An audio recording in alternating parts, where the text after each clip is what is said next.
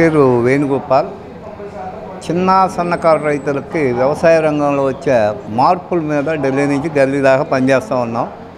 దేశంలో వచ్చే చట్టాలకి అనుబంధంగా ప్రపంచంలో వచ్చే మార్పులకి దూరంగా ఉన్నాం మేము.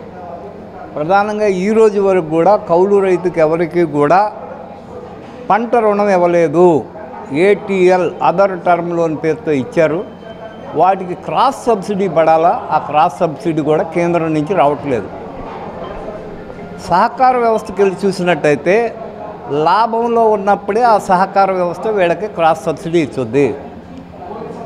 కేసీసీ రుణాలు ఇచ్చినట్లయితే కేంద్ర ప్రభుత్వం పశువులు వ్యవసాయం కలిపి ఈ రుణం ఇవ్వాలా. అలాంటి రుణాలు కూడా ఈరోజు వరకు ఆంధ్రప్రదేశ్లో లేవు. 2009, 2014 రెండు సార్లు కేంద్ర ప్రభుత్వం అప్పులు రద్దు చేసినప్పటికీ ఒక్క రైతుకు కూడా అప్పు రద్దు కాబడలేదు. కాబట్టి ఎవరికి కొత్తగా ఏ కార్డు ఇచ్చినప్పుడు కూడా రుణం రావటం లేదు.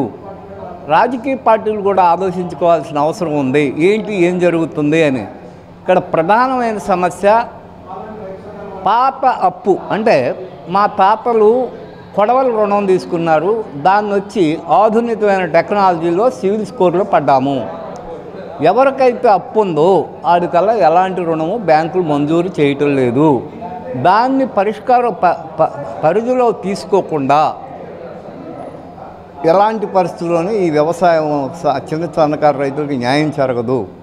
ప్రధానమైన సమస్య ఏంటంటే దేశంలో వచ్చే మార్పుల్లో ప్రపంచం అంతా యాంత్రీకరణతో ముందుకు పోతుంటే మేము వచ్చి పాత పద్ధతిలో కొడవలతో కోసుకోవడం, నాటేయడం అన్నీ జరగటం వల్ల ఉపాధి అనే దానికి ప్రధానమైన రోజువారీ కూలీ ఉపాధి, భారతదేశంలో మొత్తం ఉపాధి వచ్చేసి వ్యవసాయ రంగంలో ఇది.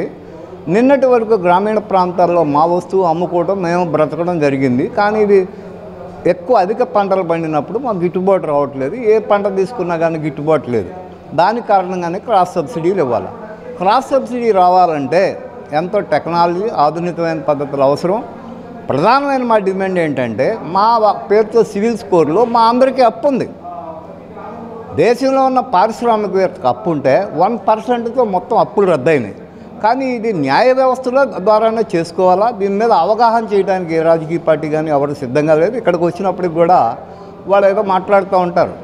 సిద్ధాంతాలు రాబోయే రోజుల్లో నా పార్టీ అధికారం రావాలి అని చెప్పే మీటింగులుగా ఉన్నాయి. కానీ సమస్య పరిష్కారం దిశగా కూడా రైతు సంఘాలు, ఎందుకంటే వ్యక్తిగతంగా ఎవరికాళ్ళు దీన్ని అందరిని పోషించే శక్తి ఎవరికి లేదు కానీ